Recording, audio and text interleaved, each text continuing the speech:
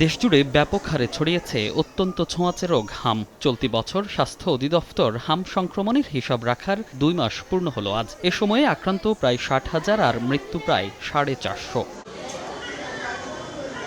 এবার হাম যেমন ছড়াচ্ছে ভয়াবহতা, তেমনই পরিবর্তন হয়েছে সংক্রমিত হওয়ার ধরনও। শুধু শিশুরা নয়, প্রতিদিনই আক্রান্ত হচ্ছে বয়স্করাও। রাজধানীর ডিএনসিসি হাসপাতালে ৮ বছরের বেশি ভর্তি আছে প্রায় ৫০ রোগী। এ হাসপাতালে ৩০ বছরের একজন মারা যাওয়ার রেকর্ডও আছে।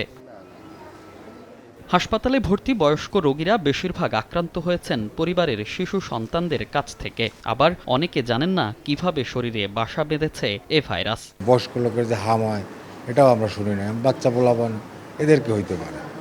এখন বয়স ৩০, ৪০, ৫০ এদের হাম হয়। বাসায় ওদের আরও দুজনের হয়েছিল, সেদিনে ওনারও আসছে শরীরে।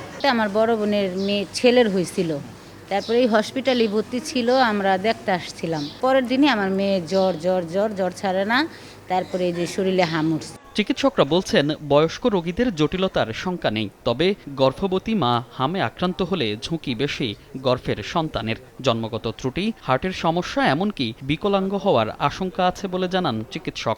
গর্ভবতী মায়ের চেয়ে বেশি ঝামেলা হয় গর্ভস্থ যে সন্তান, বিশেষ করে ফার্স্ট ট্রিমেস্টার বলে, প্রথম ৩ মাস হলে ঝুঁকিটা কিন্তু সবচেয়ে বেশি। হয়তো মিসক্যারেজ বা গর্ভটা নষ্ট হয়ে যেতে পারে, বাচ্চাদের আইইউডি বলে বাচ্চার ডেথও হয়ে যেতে পারে, জন্মগত ত্রুটি হয়ে যেতে পারে। গর্ভবতী মায়েদের সুরক্ষিত রাখতে ঘরে কোনো শিশু কিংবা নিজের কোনো শিশু সন্তান হামে আক্রান্ত হলে সেই গর্ভবতী মাকে নিরাপদে স্বাস্থ্যবিধি মেনে চলার পরামর্শ দেন এই চিকিৎসক। কোনো বাচ্চা যদি এরকম থাকে বা আশেপাশে কেউ থাকে, গর্ভবতী নারী তাদের কাছেও যাবে না, তারাও বাইরে অযথা অপ্রয়োজনে যাবে না, গেলেও স্বাস্থ্যবিধি মেনে চলবে, এটা খুবই জরুরি। এছাড়া জ্বর, কাশি, চোখ লাল হওয়া বা শরীরে র্যাশ ওঠার মতো উপসর্গ দেখা দিলে দ্রুত চিকিৎসকের পরামর্শ নিতে হবে বলে জানান চিকিৎসকরা।